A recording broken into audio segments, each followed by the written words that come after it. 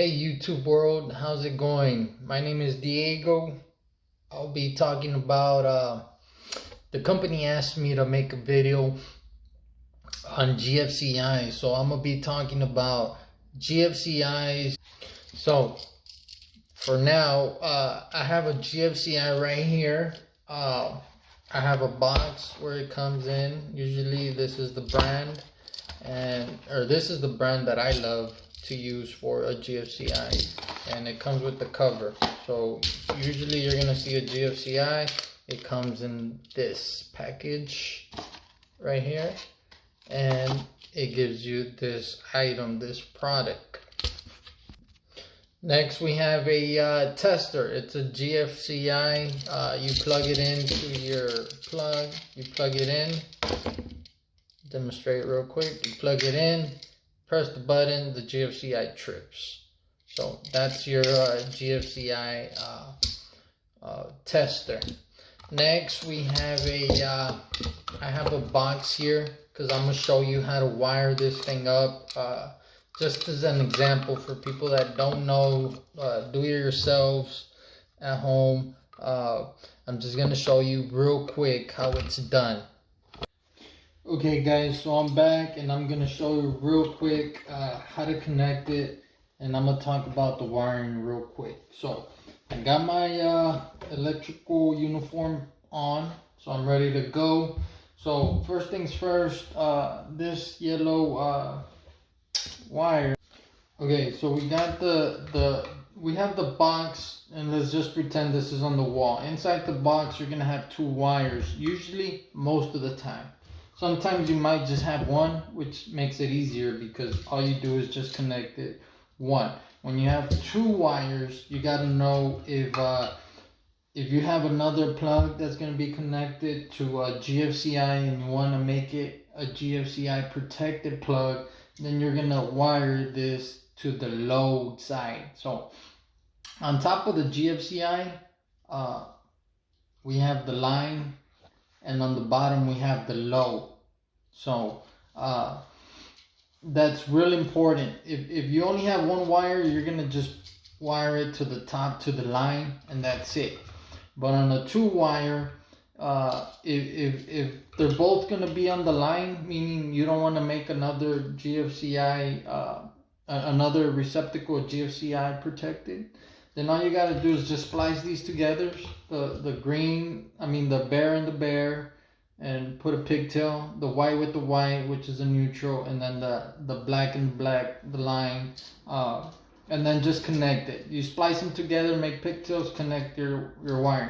In this case, we're gonna pretend that we're gonna jump it to a countertop plug next to this GFCI. We're gonna add a plug and we're gonna make it GFCI protected. So in order to make this happen, first things first, we gotta locate our line. So we're gonna use this top yellow wire as our line, meaning that comes from the breaker. Okay, so that's our line coming in, and this is our load, the bottom one. The bottom one is going to jump to the next plug, so that's going to be our load. So line on the top, load on the bottom. So very important to identify that. Once we do, what we do is we'll tie in our two grounds, put them in together, boom boom, connect them and make a pigtail, and then that's what you're gonna, and I'm just briefly doing this real quick, so bear with me. You're gonna connect those two grounds, and then you connect it to the green screw. Ta-da, it's done. So you got the green out of the way. So that's the best way to do the greens. Put them together and then tie one to the green screw, and you have your grounds out of the way. So next up we have our neutrals. So on our line side, I'm going to show you real quick. On our line side, you want to connect the line. So that means the top one is our line. So we're going to connect the white with the silver screw and the black with the gold side. On here, the gold side is going to say hot, and the silver is going to say white, blanco. That's your neutral, or white is neutral. So that goes pretty much, I'm just gonna do one side real quick just to show you. So you strip it, and then you put, on this case, I'm putting my hot on the gold screw. So tie it in, there it is. The white goes on the other side of it, and there's your line on the GFCI. Now on your load, you're gonna do the same thing. You're gonna take off this sticker right here that says load on the bottom. When you're gonna connect the load, you take the sticker off. So you remove the sticker, and now you're able to use the bottom screws. So the gold goes to the black on the load side, and then the white goes to the silver screw on the load side. So basically that's how you connected your GFCI, and then you just put it inside the box, wrap it up, and that's it. So that was briefly the wiring.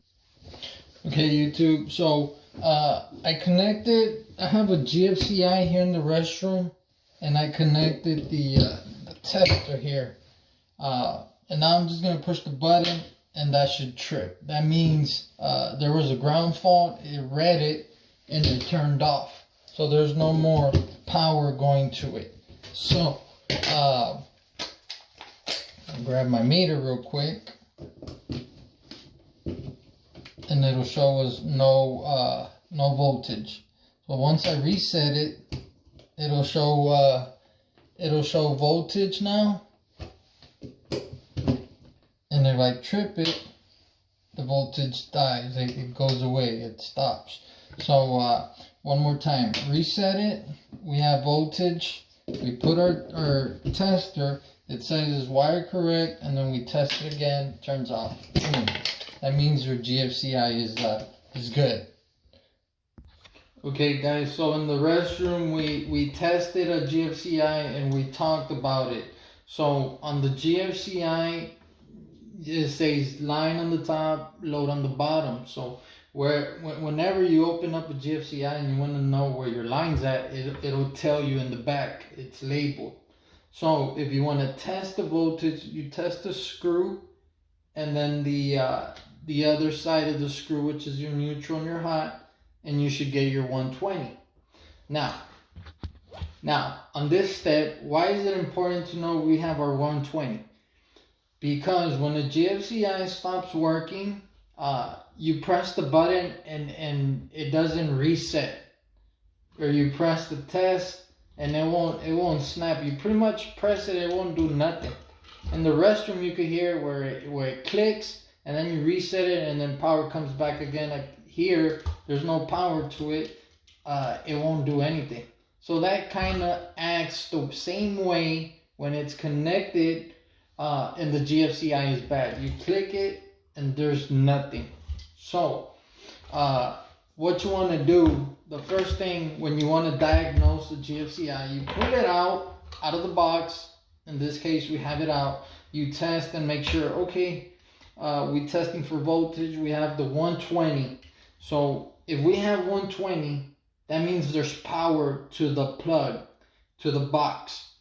So that means the GFCI is bad. Okay, so that tells me we replaced the GFCI and now it's gonna work.